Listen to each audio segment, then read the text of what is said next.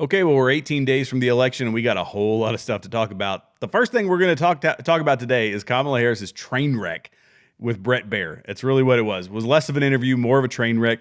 We'll talk about that as well as the big reveal of Josh Seiter, who's been living for 6 months as a transgender person. And, well, let's talk about the big reveal on that one. It was very interesting. Then we're going to discuss, we've got a whole lot more to talk about.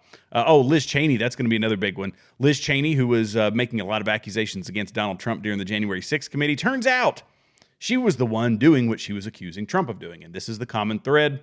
Happens throughout the party. It's been happening for years.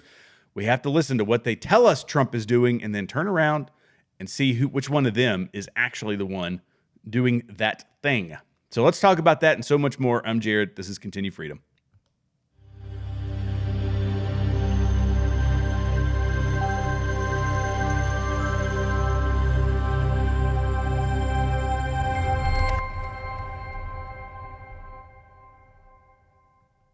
Okay, and welcome back to Continue Freedom. If this is your first time here, welcome aboard. Be sure to like, subscribe, leave comments below. If you're a returning guest, I want to thank you so much because y'all are the ones that are getting us on this road to 10,000. We're making progress, but it takes you all doing the free thing. Just hit the subscribe button and the notification bell, and you'll be notified every time a new video is released. So I've got some exclusive video here. This is Kamala Harris immediately after, you're only going to see it here on Continue Freedom, immediately after the Baier interview. Let's listen. It was really tough. It was fun. I enjoyed it. It was definitely a different ballgame, but I had a blast, so thank you. That never has there been a more fitting video clip than to talk about Kamala Harris on Baier and play this. You all have seen that. If you've been on the internet for even a minute, she is that poor girl, MMA fighter. It works out perfectly. Anyway, so let's talk about Byron Donalds first. He made a post that was, very fitting. But we'll listen to Kamala Harris's clip, and then we will debunk just her claims about the border. This is what this is specifically referencing. Human beings and Six Donald Democrats, Trump. But let me just finish. Six Democrats voted against that bill. Learned about that bill and told them to kill it because he preferred to run on a problem instead of fixing a problem. And in this election, this is rightly a discussion that the American people want to have, and what they want are solutions, and they want a president of the United States who's not playing political games with the issue. I hear you. But actually is focused on fixing Six it. Democrats Okay. Well, and he goes on. voted against that bill. It would have allowed 1.8 million illegal immigrants into the country a year. A lot of conservatives had a problem with it. Guns and human. We had a lot of other problems, by the way. So yeah, the conservatives, they don't like it. Got it. Because it increases the threshold to 1.8 million illegal immigrants a year. Monstrous. But the other claim, some of the other claims, and perfectly highlighted by Byron Donalds. Fund sanctuary cities. Obviously, conservatives aren't going to support that. Obviously, those have not been productive. We can look at the cost to places like New York and San Francisco and other sanctuary cities. But funding NGOs that are moving illegals. This is a problem that I've been going down the rabbit hole on. There are NGOs out there, some of them Christian, a lot of them just people that legitimately think they're doing the right thing, and they are contributing to the largest human smuggling ring in world history, I believe, or at least in American history. And they're saying, well, we got to be able to pump more money into these NGOs so that they can handle the illegal immigrants. It's not helping any of us. It's, in fact, doing the opposite. They want lawyers for illegal immigrants. They want more work permits for illegal immigrants. There's no money in it to deport illegals. So that there's no intention, by the way, of any of these people ever leaving. Even the criminals, doesn't matter. We'll flush all that out. We'll flush that out in the system. There's no money for the wall. We aren't going to put up a wall. There's not going to be any stronger asylum screening. And, oh, by the way, we got to slip that in there, $60 billion to Ukraine. This is the pork that we have to get rid of, right? Because any kind of bill for any big hot topic, they're going to slide money for their pet projects. And, of course, war is one of their big pet projects, global war in other countries, shoveling our hard-earned tax dollars into other nations. So, yeah, this is why conservatives didn't support it. We don't want to write into law legally allowing 1.8 million illegal immigrants across the border. But this is the bait and switch. They say that he's always making this a political issue. Why did they? I played this in one of my last videos, but why is this an actual? This is aside from it being solvable through policy and through political leadership. The people who are actually leading the country.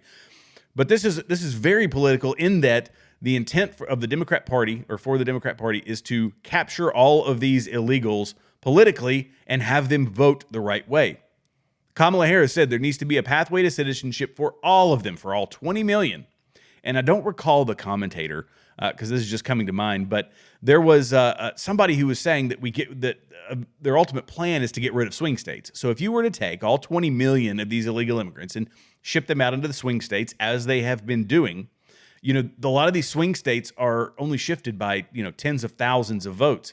Well, if you get hundreds of thousands of illegal immigrants who vote overwhelmingly Democrat, you get them voter registration cards, or you ban voter ID laws, and you say, nope, you can't eat, like in California, where you can't even ask for an ID before you vote. If we can get that done in some of these swing states, then there are no more swing states. All of a sudden, you've got a compliant voting base, like they used to have, by the way, in the black community. The black community used to be very compliant. It was the exception, extreme exception, that people would vote Republican. And that's not the case anymore. And now that they've lost the black vote or are losing the black vote in massive numbers, they need a new demographic, and illegal immigrants are that demographic. It's painfully obvious, I think, to all of us. Now, favorability was another thing that was brought up by Brett Baier. And so in this post, this is from ALX, he talked about more than 70% of Americans feel the country is going badly. Listen to how she responds to this. This is so cringe. Exhausted of Brett. More than 70% of people tell the country is on the wrong track. They say the country is on the wrong track. If it's on the wrong track, that track follows 3.5 years of you being vice president and President Biden being president. That is what they're saying, 79% of them. Why are they saying that? If you're turning the page, you've been in office for 3.5 years. And Donald Trump has been running for office. But you've been the person holding the office. Come on. Madam You Vice and I President. both know what I'm talking about. You and I both know what I'm talking about. I actually don't. What are you talking about? What I'm talking about is that over the last decade, But people you're the have lever of become. power. But listen, over the last decade. Okay. But Donald Trump's been running for the past. Yeah, you've been the vice president. You were the border czar for 3.5 years. You are second in command of this country.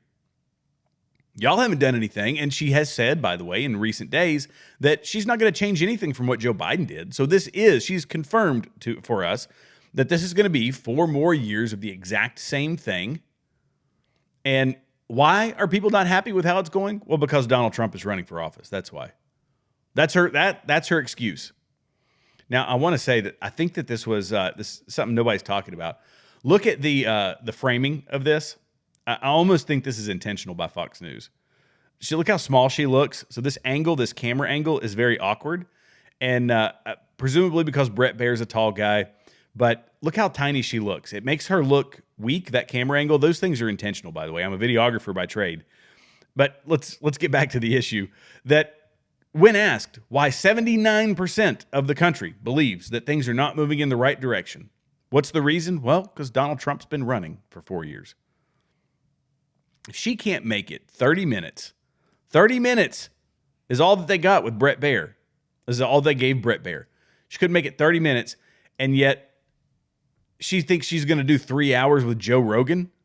Listen to this one. She goes absolutely unhinged on this one. An enemy within, an enemy within, talking about the American people, suggesting he would turn the American military on the American people. We asked that question to the former president today. Harris Faulkner had a town hall, and this is how he responded. I heard about that. They were saying I was like threatening. I'm not threatening anybody. They're the ones doing the threatening. They do phony investigations. I've been investigated more than Alphonse Capone. He was the greatest gangster. No, it's true. No, but think of it. It's called weaponization of government. It's a terrible thing.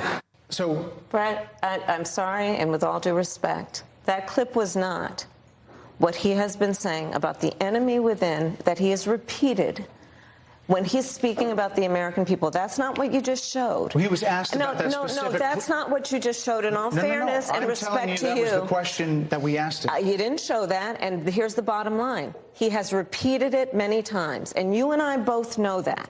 And you and I both know that he has talked about turning the American military on the American people. He has talked about going after people who are engaged in peaceful protest. He has talked about locking people up because they disagree with him. This is a democracy.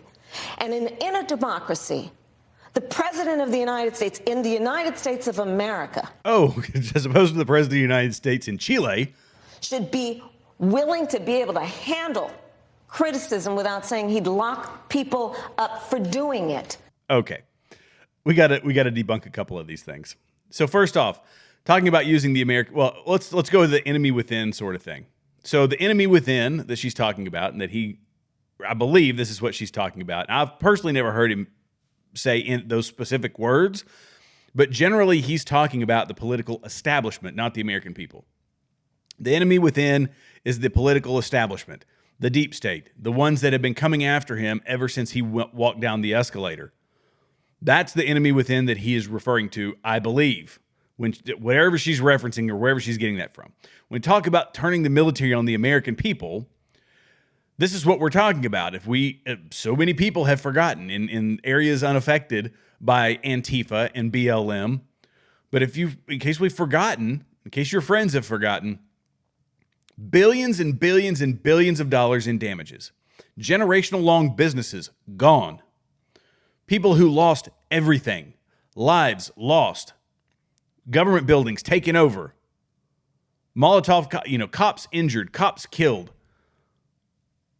Mass destruction. And this is what she's talking about when she says people who just want to peacefully protest. I believe that's what she's referencing.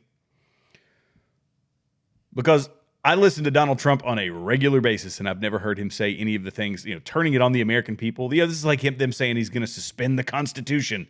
He's going to tear up the Constitution. In fact, his policy prescriptions are getting us closer to the Constitution, not further away. Not all of them, but most of them. So again, when they say this is what Donald Trump is doing, look around at what they themselves are doing. I give you the burning of cities. I give you the destruction of private property. I give you insurrection in the taking over of government buildings, because that's what we've already seen. It was a train wreck. It was bad. I don't know what they were thinking. Maybe they thought it was going to be, a softball. Maybe that's what they thought. They thought that, okay, Fox News, because Fox News has a lot of unipartians in it. And they thought, okay, Brett Baier's one of the unipartians. He's one of our people. But if we want to talk about insurrection, let's go ahead and we're going to skip to the Liz Cheney piece. Again, what they accuse Donald Trump of is what they themselves are doing. Listen to Liz Cheney. This is back during the January 6th committee. Listen. One more item. After our last hearing, President Trump tried to call a witness in our investigation. A witness you have not yet seen in these hearings. That person declined to answer or respond to President Trump's call and instead alerted their lawyer to the call. Their lawyer alerted us, and this committee has supplied that information to the Department of Justice. Let me say one more time, we will take any effort to influence witness testimony very seriously. Okay, straight from Liz Cheney's mouth. This is very serious. Trying to influence, how dare you try to influence any witnesses in this trial, this sham trial, this completely partisan, entirely partisan sham trial. Meanwhile, what does Liz Cheney do? Here we go. Liz Cheney talked to the January 6th committee star witness Cassidy Hutchinson behind lawyers' back. The damning text show. So Liz Cheney was trying to coordinate with the witnesses. If you needed any other reasons to believe that this was a complete sham, the January 6th committee, Liz Cheney is coercing witnesses, the star witness, behind the scenes, meanwhile saying Donald Trump attempted to contact somebody. whatever they say, look around, try to determine what they themselves are doing and who they were doing it with. We are almost to the point that if a politician in DC, especially one of the establishment ones, or basically any Democrat, says something, we need to immediately discount it and start believing the opposite. That's where I'm heading. It's where my head is starting to go. Now, we got to talk about the best internet troll in history. This was epic. So if you haven't seen Josh Seiter, is it Seiter or Seiter? Y'all correct me in the comments.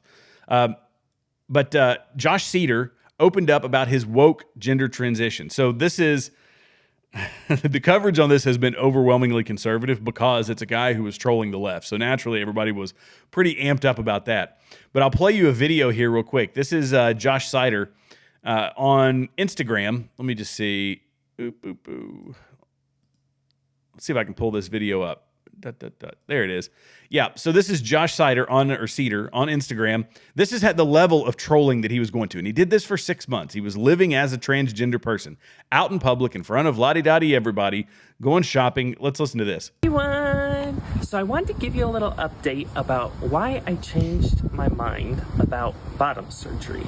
I thought long and hard about this, no pun intended, and I just don't think I want to do it. I've never been a wasteful person, even when it comes to things like food and money, and so I just don't think it's right to get rid of this. And I just want to say, this won't make me any less feminine. So there's countless videos like this of him just basically trolling. And you could almost tell that it was a complete troll. But he came out on Alex Stein's show, and I was trying to find the clip. I thought I had pulled it. But he came out on Alex Stein's show. Let me pause, and I'm going to pull that up. Okay, here we go. So this is the this is the big reveal here of him. They had the guy come in, was wiping makeup off his face. Let's listen to this. Some underneath you. The people want to know what's going on, Josh. Where's the dry ones? Right there. Oh, amazing. I'm glad you guys listened to my instructions. What did we do? If Jimmy messed it up, did Jimmy mess up? Please, you're allowed to yell at him. You can do anything. As a matter of fact, you're allowed to sue Jimmy if anything goes haywire during this episode. Yeah, you can. So, you want to know what's going on? Yes. Well, I got to be honest. For the last 5 months, I've been conducting a social experiment online to expose how gullible and how delusional the left is.